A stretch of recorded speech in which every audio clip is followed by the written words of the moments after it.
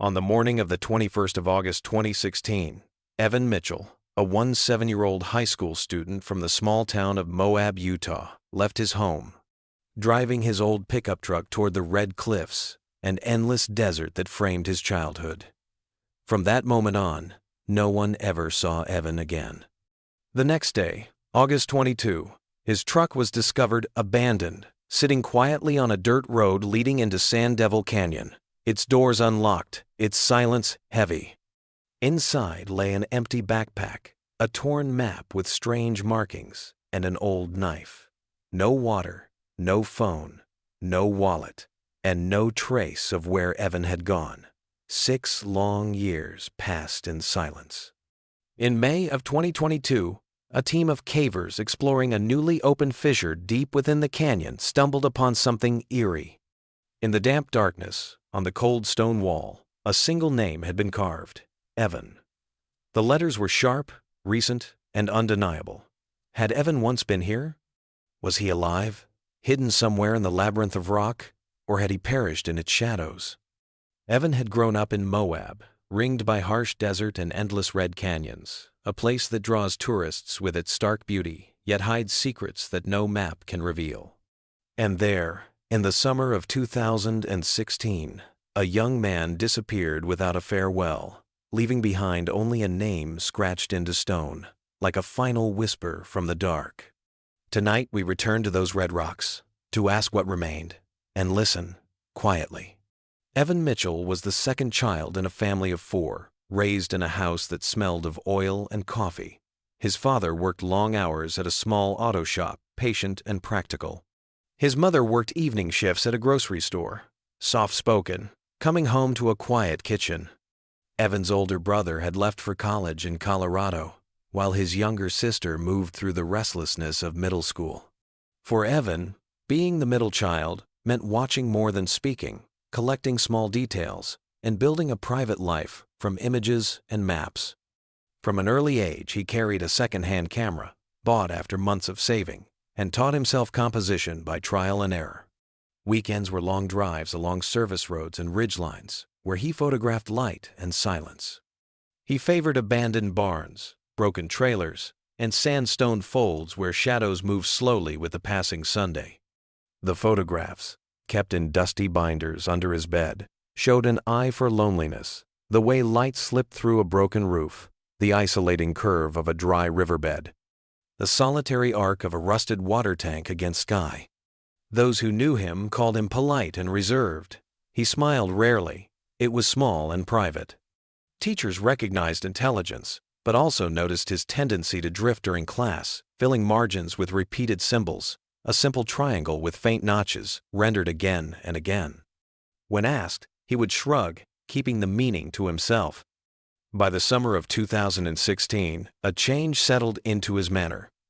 Friends remembered him growing more deliberate, less interested in casual hangouts, more intent on solitary plans. He spent long evenings on a small hill outside of town, notebook on his knees, watching Sand Devil Canyon, as if memorizing its folds. He printed maps from online topographic sites and marked them with X's, circles, and notes. One map, later found in his truck, bore a heavy circle around a remote part of Sand Devil Canyon.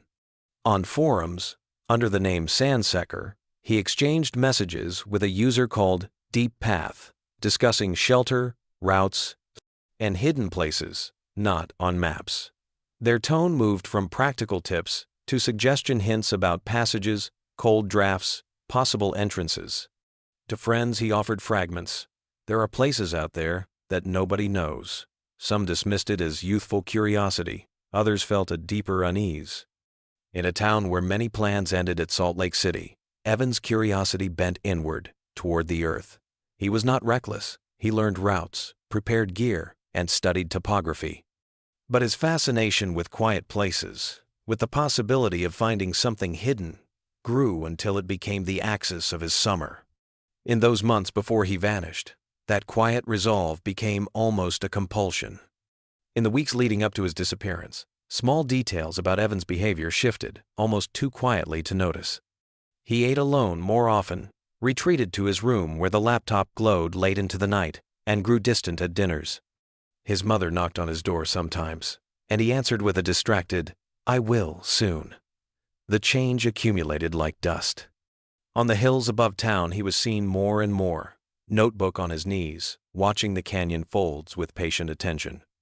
Hikers and locals later recalled him there, quiet and sketching, mapping light and shadow. He carried printed topographic maps, ordinary copies from online sources, but they were marked with X's and circles and notes in ink. One such map, later found in his truck, bore a heavy inked circle around Sand Evil Canyon. Friends pressed for answers and received fragments. He said, "Just looking for something. Maybe a place nobody's been before." Some thought it teenage restlessness. Others felt unease. His older brother, visiting that summer, noticed Evan's guarded manner most keenly. He seemed like he was carrying a secret, his brother recalled, and he didn't want to let anyone in. At home, his preparations seemed ordinary cleaning lenses, checking straps, sharpening a pocket knife. But later, those acts felt staged. When he finally left that August morning, he took almost nothing. No water bottle, no phone, no wallet. To some, that absence suggested recklessness. To others, it hinted at something more deliberate. Why would a boy who knew the desert so well step into it unarmed? In the final week, he moved through town without explanation, folded maps into his pack, and sat on the hill, eyes fixed on the canyon. A few people asked him to stop, but he smiled and said, "I have to see." Those small choices, what to pack, which trail to mark, became the stitches of a plan no one would fully understand. In the hush before he left, Evan's quiet. Decisions accumulated, as if he were stepping toward a threshold. His brother, who visited briefly, later remembered Evan's steady gaze and the way he handled maps, as if they were fragile objects. Signs of preparation, not panic. To others, the outward calm masked a deeper determination. The small town noticed nothing unusual. On the morning of the 21st of August 2016, the desert around Moab lay in its usual silence. The sun was still climbing above the red ridges, casting long shadows across the mesas. This was the day that Evan Mitchell set out on what should have been another solitary walk, one of countless he had taken in the region. But unlike the many journeys before, this one would mark the beginning of a mystery that still haunts the canyons today. Evan left his small rented room in Moab early. Neighbors later recalled seeing him with his familiar hiking backpack, a water bottle strapped to the side, and a rolled-up topographic map tucked inside. He looked no different from any other weekend hiker in the region. There were no outward signs that this trip would be any different. He didn't mention a destination to anyone, and he left behind no itinerary. The only hint was a hand-drawn circle on the map he carried, but its meaning would not be clear until investigators examined it much later. By midday, temperatures had risen into the 90 seconds. The desert was unforgiving, with its maze of washes and slot canyons cutting through the sandstone. Evan's pickup truck was discovered later that afternoon, parked on a rough dirt pull-off just off a secondary road, only a few kilometers from where the main highway wound through the desert. The truck was locked, and inside officers found several belongings. The passenger seat held his notebook, half filled with sketches and lines of writing that made little sense to anyone else. In the back, his camera case sat closed but empty. On the dashboard, carefully folded, was his topographic map. The map bore one striking feature: a faint circle drawn in pencil around a section of the canyon country, with 3 small triangles marked nearby. No names, no notes, no explanation. Investigators later noted that none of those symbols corresponded to known trails or landmarks. It was as if Evan had been charting his own private geography, one only he could understand. The truck showed no signs of struggle. The keys were gone, as was his wallet, suggesting he had carried them with him. Yet strangely, his laptop was left behind under the passenger seat. When powered on, it revealed nothing unusual, just files of photographs, some notes, and cached pages from online forums about hiking and remote exploration. There were no messages or entries suggesting distress. It was as though he had simply stepped out for a short walk, expecting to return. Searchers fanned out across the surrounding terrain. The area was harsh but not impossible. Within a few kilometers stretched winding arroyos, shallow caves, and dry creek beds. Dogs picked up a faint trace near the edge of one canyon but lost it quickly among the rocks. Helicopters swept overhead, scanning for the bright colors of a jacket or a reflection from his gear. Nothing appeared. It was as if Evan had vanished into the sandstone itself.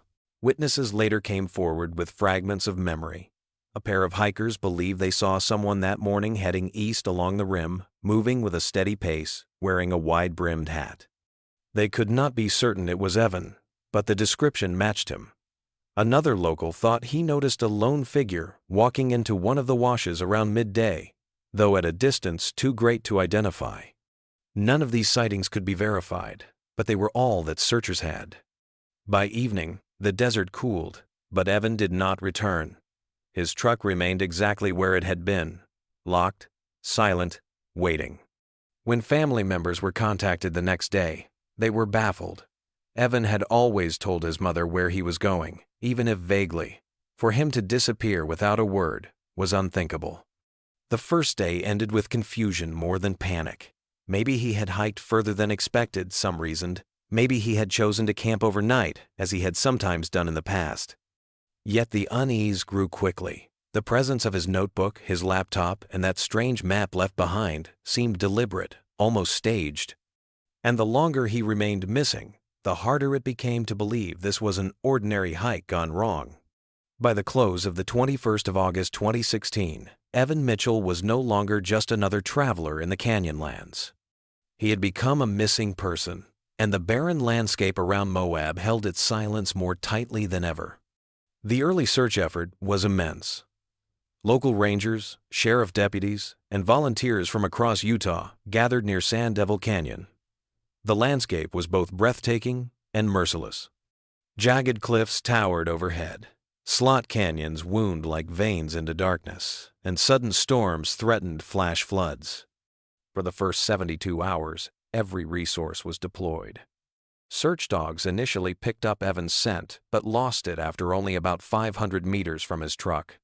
From there, the trail seemed to vanish into thin air. Helicopter crews scanned for the glint of gear or movement, but the canyons yielded nothing. Ground teams methodically examined more than 20 kilometers of surrounding trails and washes.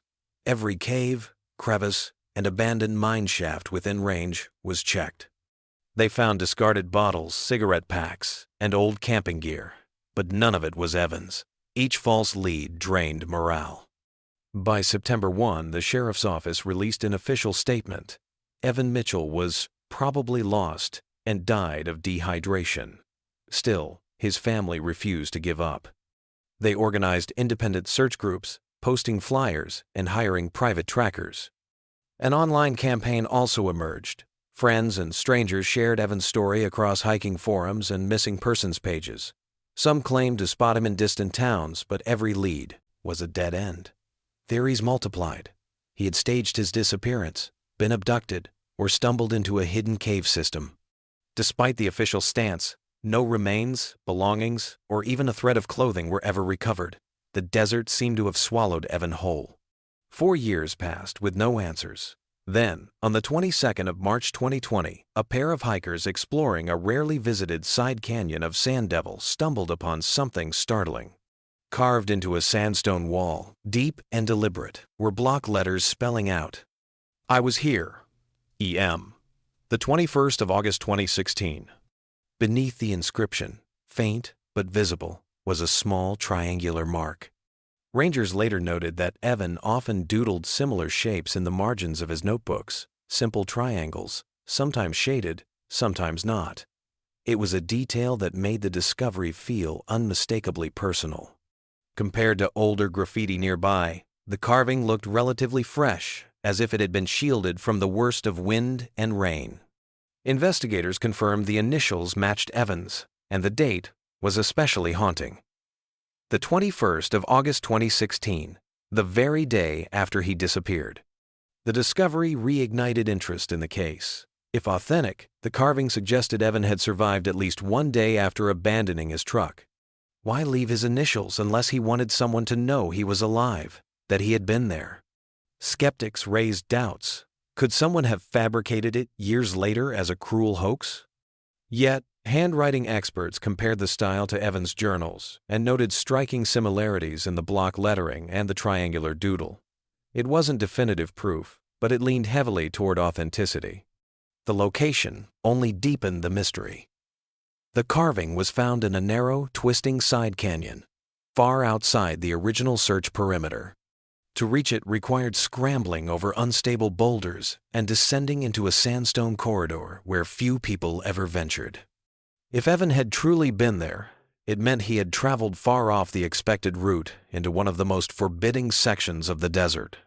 For investigators, the carving was both a breakthrough and a burden. On one hand, it indicated Evan had lived longer than assumed.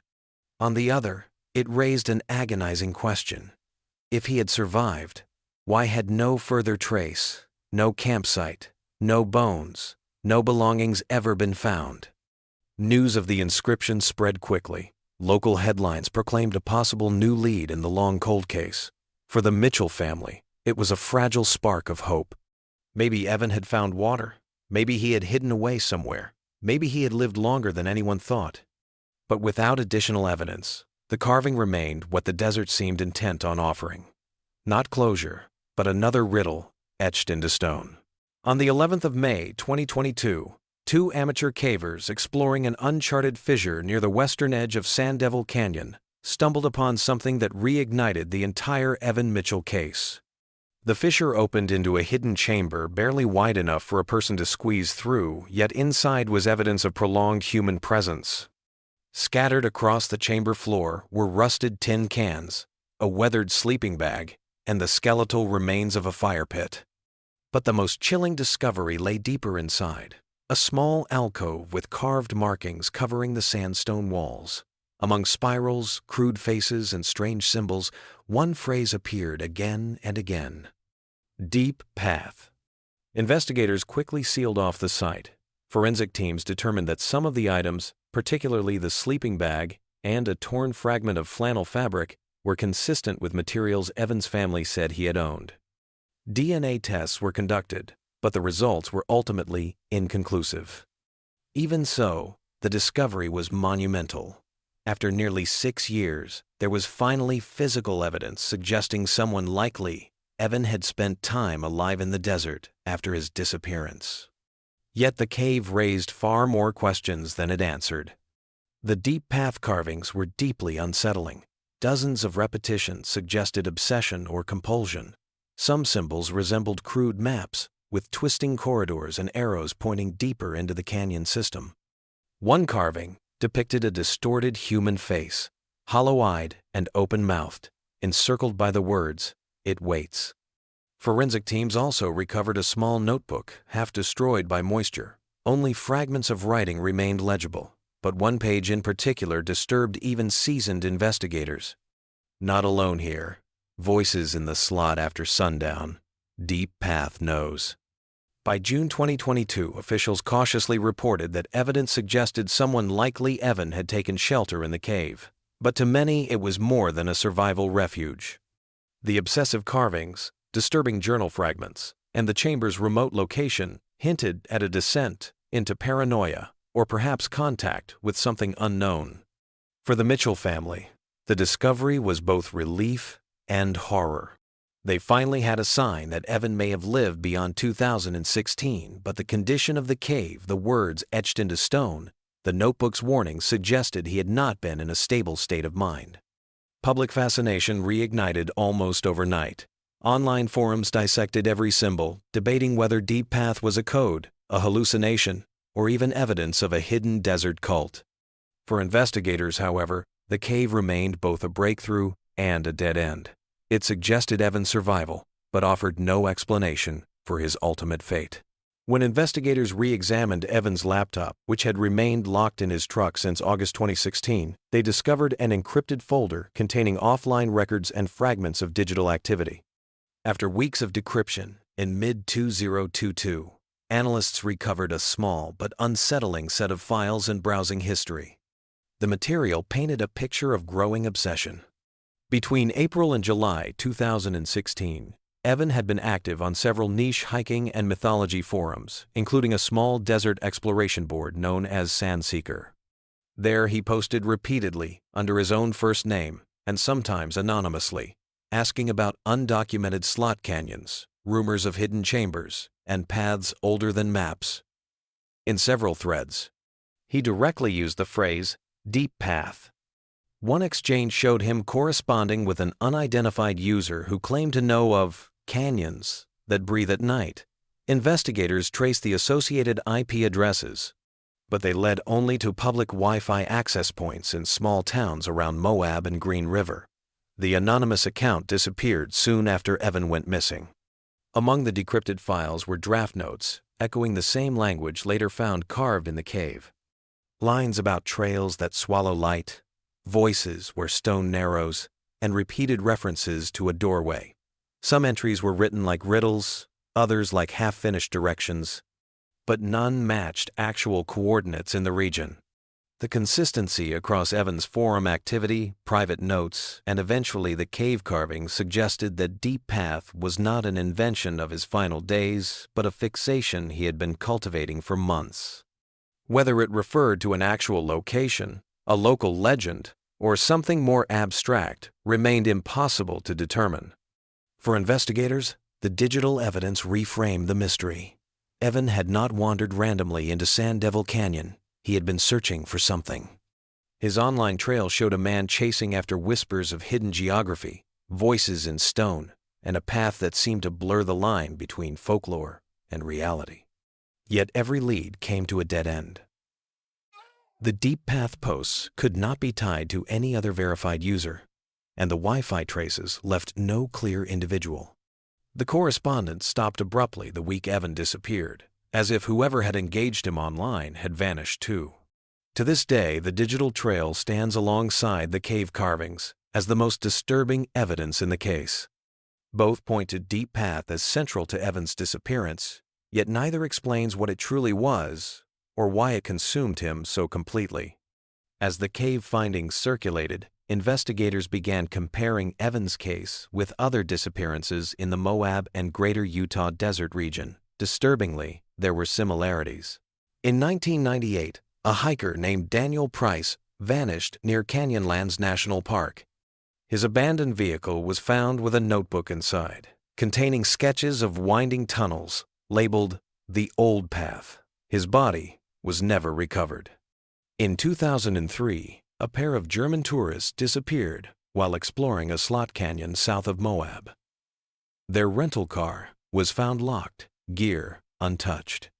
Graffiti discovered later in a nearby cave read, "Path calls us."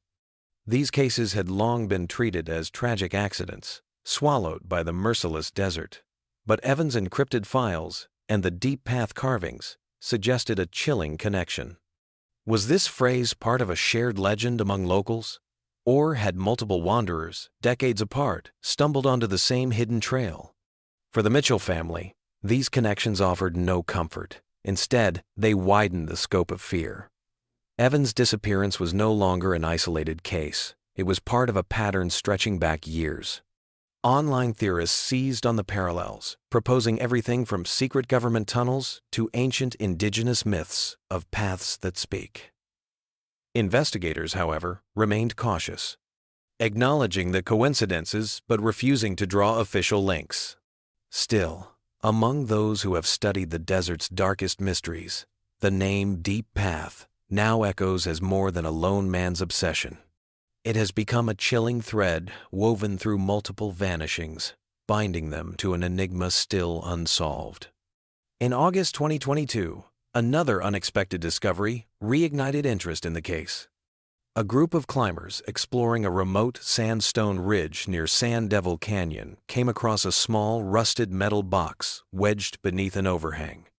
Inside was a bundle wrapped in wax paper, scraps of notebook paper too decayed to read, and a weathered SD card. Against all odds, the card still functioned, though heavily damaged. Most of its contents were corrupted, but forensic recovery salvaged a handful of blurry images and fragments of text. The photos were unsettling in their ambiguity. One appeared to show a narrow corridor of stone, barely wide enough for a person to pass through. Another contained the faint outline of a shadowy figure at the end of a passage, tall and human-like, though distorted by blur, poor lighting, and possible camera movement. The rest were too degraded to interpret with certainty. The text files were fragmentary, their data partially erased. One line read only, "Not alone. It moves when I rest." Another cut off mid-sentence. "The deep path is not a place, but the words trailed into digital silence." Investigators were cautious in their assessment. No definitive timestamps could be verified on the recovered material, leaving open the question of when or under what conditions the images were taken. Without clear metadata, the files could only be placed tentatively within the period of Evan's disappearance. The location of the box added to the mystery. It was found miles from the hidden chamber discovered earlier in 2022, suggesting that someone, possibly Evan, had moved through large stretches of the canyon system, leaving behind fragments of a journey. Whether these traces reflected deliberate documentation or the scattered signs of a man in distress remained unknown. For the Mitchell family, the SD card was another haunting clue. It hinted at survival, fear, and a presence Evan believed he encountered, but it provided no closure. For investigators, it stood as both a potential breakthrough and a warning. The canyon was still guarding its secrets, revealing them only in fragments too broken to resolve into certainty. On the 22nd of November 2022, after years of speculation and mounting evidence, the Utah State Police released an official report on the disappearance of Evan Mitchell. The conclusion was somber, yet deeply unsatisfying. The report acknowledged the physical evidence: Evan's abandoned truck, the 2020 sandstone carving, the 2022 hidden cave site, the notebook fragments, and the damaged SD card. Taken together, these indicated Evan had likely survived for at least 2 days after leaving his vehicle and had spent time deep within remote sections of Sand Devil Canyon and the Moab area. The official narrative proposed that Evan succumbed to a combination of environmental exposure, exhaustion, and psychological distress. The repeated deep path references were framed as the product of a deteriorating mental state, possibly fueled by isolation and fixation on desert myths. Authorities concluded he had most likely perished within the canyon system, his remains unrecovered due to the vast and treacherous terrain. Yet, even as they issued this statement, investigators admitted the case contained unresolved anomalies. The inconclusive DNA traces, the strange petroglyph-like carvings, the laptop activity, and the silhouette captured in one of the photographs could not be fully explained. The official stance was that these details were either misinterpretations or natural artifacts, but they left lingering doubts. For the Mitchell family, the conclusion offered little closure. They accepted the likelihood of Evan's death, but rejected the idea that his writings and carvings were merely delusional. To them, Evan had encountered something in the desert, something real that authorities refused to acknowledge. The public reaction mirrored this divide. Some accepted the report, relieved the case had at least an endpoint. Others believed the Utah State Police had chosen a convenient conclusion to close an investigation that had grown too strange and unsettling. In the end, the case was formally closed as unresolved no body found. Unofficially, Evan Mitchell's disappearance remained a story that refused to die, still carved into the sandstone walls of Sand Devil Canyon and haunting those who walked the Moab trails after him. In the months following the official conclusion, Evan Mitchell's story transcended from tragedy to legend in Moab and the surrounding desert towns. Locals began calling Sand Devil Canyon Mitchell's Shadow, a place where hikers left small cairns in his memory, stacking stones at trailheads as if to mark his passage. Tourists arrived, drawn by the eerie tale. Guided tours referenced the lost hiker who followed the deep path, blending fact and folklore. Shops in Moab sold T-shirts with slogans like "Follow the Path" and "Voices in the Slot." What had begun as one man's disappearance evolved into a modern desert myth. But beneath the commercialization, unease lingered. Rangers reported an uptick in hikers entering restricted slot canyons, some claiming they wanted to find the deep path themselves. A few even carved messages into sandstone walls, imitating Evan's style. Each incident forced rangers to increase patrols, fearing more disappearances. For the Mitchell family, life after the conclusion was a delicate balance between mourning and preserving Evan's memory. His sister, Rachel, gave interviews, stressing that Evan was more than his disappearance. He was an artist, a thinker, a man who loved the desert deeply. She pleaded for people not to romanticize his fate, but to remember his life. Still, the legend grew. Online forums cataloged every shred of evidence, from the SD card images to the notebook fragments, debating whether Evan had uncovered something supernatural or whether the desert itself had consumed him. Deep Path became shorthand for the mysteries of the wilderness, paths unexplored, truths unseen, fates unwritten. In Moab, the case remains both a cautionary tale and a ghost story. Parents warn their children not to stray too far from trails, whispering that the deep path takes those who wander. Travelers share hushed stories around campfires, glancing uneasily at the canyon walls as shadows lengthen. Evan Mitchell may have vanished in 2016, but in the years since, he has become part of the desert itself, etched not just into stone, but into the living folklore of those who still search the sands for answers.